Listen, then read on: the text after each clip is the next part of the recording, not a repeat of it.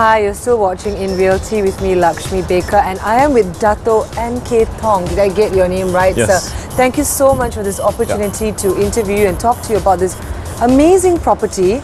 I mean, when Grace initially mentioned about a beach on a condominium, I couldn't fathom how you guys can go about making something like this, and that's why we're here. I have so many questions to ask you about. As you can see, my feet is in sand, and it's quite an amazing experience, and I feel all relaxed and I can't believe I have to work, you know. But yeah, it's an amazing concept, and when they mentioned earlier that you can see the KL skyline, like I just mentioned to you just now, you literally can see like 360 view. Like the KL towers and Twin Towers is in front there, and you're mentioning about the fireworks. Yeah, even in our first block, oh sorry, first please call me NK. Oh, NK, okay. In our first block, the Versilica Sky Lounge is also about the same level. And every year around New Year's Eve, we have about 200-300 people gather. So you'll see between 10 to 15 fireworks across the city. That is amazing. I'm envious of the people of the VERVE Suites. Are you talking about this many people atop all the lounges and all the 4 towers? Just the Versilica, because that one has the view of the city, and then now the Versilica Sky Beach as well. Right. And this place here can accommodate how many people altogether, say, on a full day? I think it can go up to quite a lot, because we haven't opened it to the public, but we've had a family day for the team. We had close to 150 people up here, and it wasn't that crowded either. Okay. The million-dollar question. Yes. How did this idea come about? A beach on top of a condominium. That seems like a huge, even probably like a crazy dream, right? People might have said that. But how did this idea come about? It was a crazy dream. A lot of people would say, oh, you know, NK, you came up with this great idea. But the truth is, actually, the whole team came up with it. Okay. Every quarter, we take about 40 out of 100 of us away for 2 days. Okay. And part of that program, we do some brainstorming. So here we had 7 teams of 6. And they were doing some mind mapping about what they wanted to do in the new Sky Lounge. And we took the mind maps, they presented it, we took it away. 2 weeks later, we had a smaller group of 15. We looked at the 7 mind maps and we started to eliminate things. And then after about 20 minutes, I said, look, there's one crazy idea that seems to appear in 5 of these that we need to take out so that we can focus on getting the ideas on. And it was things like sand, sea, surf, beach. That kept coming up. Yeah, in 5 out of the 7 mind maps, and I said, probably because everybody wants to go on a holiday, right? I said, this is a crazy idea. Let's just throw it out. And then they said, wait, let's talk about it. And then we brainstormed it some more. And what seemed like the crazy idea became the central idea. We are actually 34 floors above the ground. It's quite insane. It's a bit confusing, really, because you see the sky and then you feel the sand. So it's a very nice getaway. That's right. You know, and the people who live in this residences can actually just come up here and relax, and probably don't really need a holiday that often. I don't know. Let's talk about the sand. I mean, like, I want to feel this. Because I read about this sand in your literature earlier, and there's some history behind the sand as well. It's not like you guys just went to the nearest beach and picked the sand and this. Tell us, how did you end up choosing this? Well, what kind of sand is this? Well, first, this is not beach sand. It's not. Because beach sand, and most people don't know, 40% of beach sand will dissolve within a year. Right. And it keeps being replaced by wave action. So what we had, we sourced different types of sand, we did the research, and it turns out that the most suitable would be mining sand, silica sand. Because it's more inert and it will last. The other thing about the sand, our landscape team researched maybe 10 or 11 different samples, is that we also look for sand that's heavy enough so that it isn't blown, but at the same time fine enough so it feels good to the touch. It feels awesome to the touch. I can't believe it's not from the beach. I heard that you guys had to go to like various different states to source. So where is the sand from at the end of the day? Where did you have to go? This one's from Ipoh. Ipoh? Yeah. Okay, and you had to go like, where did you have to go to?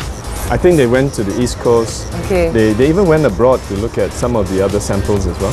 Right, and the sand finally came from humble Ipoh. Yes.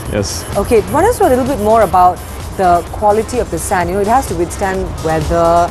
And when you talk about purity, size, weight, Why is it important to choose this particular grade? So we have about 176 tons of sand up here.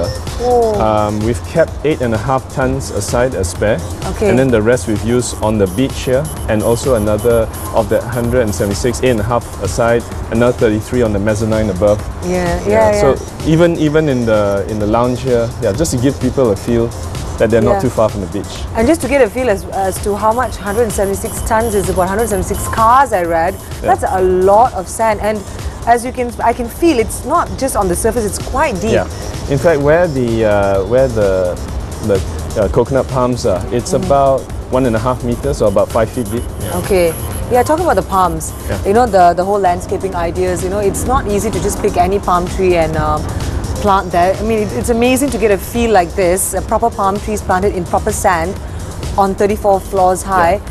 Run us through the process of how did you have to select these trees? Well, the key is being so high up, we're going to expect a lot of wind. And so with the wind, we have to have plants that are fairly hardy and used to this type of environment. And of course, coconut palms, and also above in the Sky Lounge, we have, the terrace, we have other types of trees as well that will withstand the wind. Okay, so what is the palm that you have chosen? This one is the humble coconut tree, actually. It actually does very well in this kind of environment.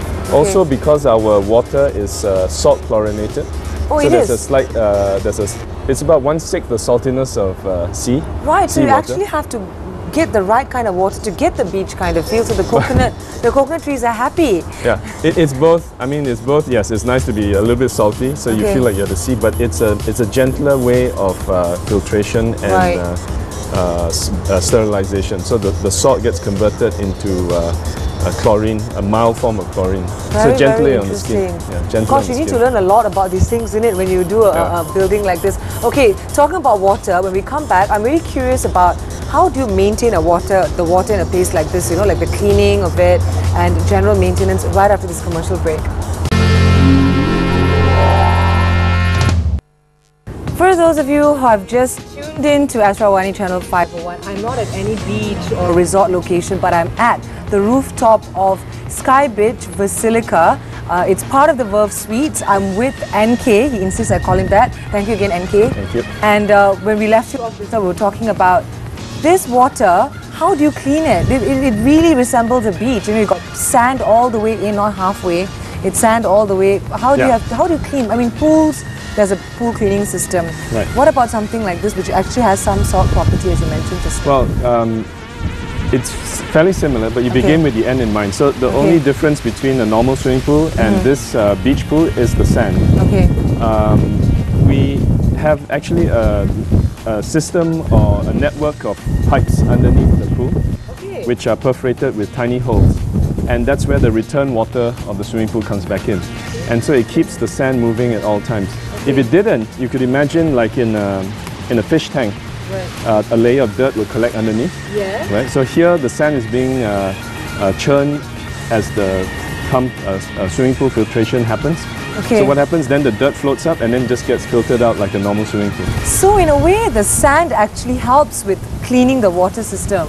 Yeah, it's all part of the system, but in addition to the filtration of the debris in the water, there's also the larger particles and say like the leaves from the coconut prawns. In a normal pool, you'd use a vacuum to suck it out, but here you would lose too much sand in the process. So what we've done is we've also designed a special rake that will, every day we'll just go in there and rake the sand. And you designed this rake specifically and specially for your... Yes. That's amazing. Yeah, so it will let the sand through and it'll catch the leaves as well. Yeah. I just can't get over how amazingly windy it is up here. In some ways, probably better than an actual beach because the wind is constant because we're so high up. You know, run us through the other features in this lounge area. What else do the residents get to enjoy? Quite a few things here. So besides the beach pool, we also have a sky pool, which is a 20-meter lap pool. Which is on that end there? Yeah, then we have a chill-out zone over there. And a little bar for people to have their drinks. We have a foosball and a pool table inside. And hammocks behind us. We've got a couple of hammocks here, and of course the deck chairs. And up on the mezzanine, we have a barbecue area. and a hot jet pool as well, and that it would be the best place to be at say 9 or 10 at night. Okay. You might have a swim, it's really chilly, you go up there and it's a jet pool, it's warm, it's actually hot, and you get a view of the city. That's amazing. I mean, like I said just now, you properly get like a proper view of the entire city. The KL Tower and the Twin Towers is directly opposite us. Run us through a little bit about the kind of interior decoration or the kind of homes you have downstairs. Well, in each tower we've innovated with different ideas in terms of the interiors, where they're all designer furnished, fully furnished. All you need to do is bring your mattress and your TV, chairs, tables, appliances.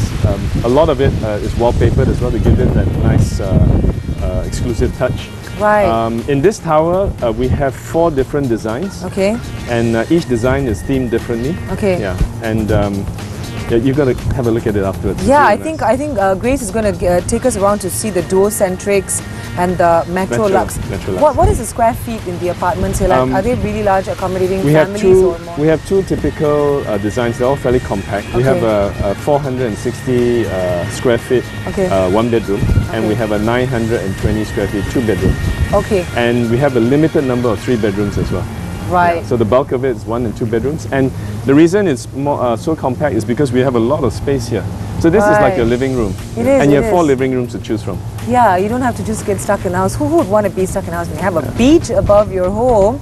You know, amazing. So if you had to pick, NK, the most favorite part of this area, what would it be? Where do you see yourself chilling? So I think for the Sky Beach, the Versilica Sky Beach, it'll be, like I mentioned earlier, 9, 10 at night in the hot jet pool, enjoying the view of the city.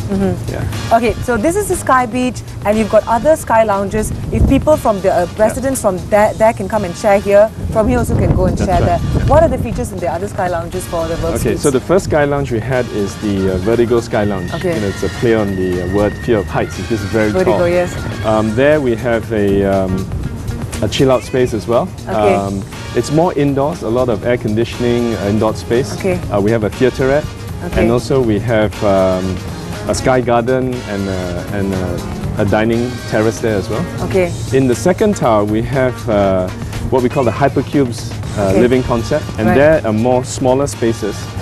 They can book out the hyperdine or the hyper kitchen. They can stay in a 500 plus square foot unit and throw a dinner for 30-40 people. And in the fourth tower, the third tower is the Concentrico living concept.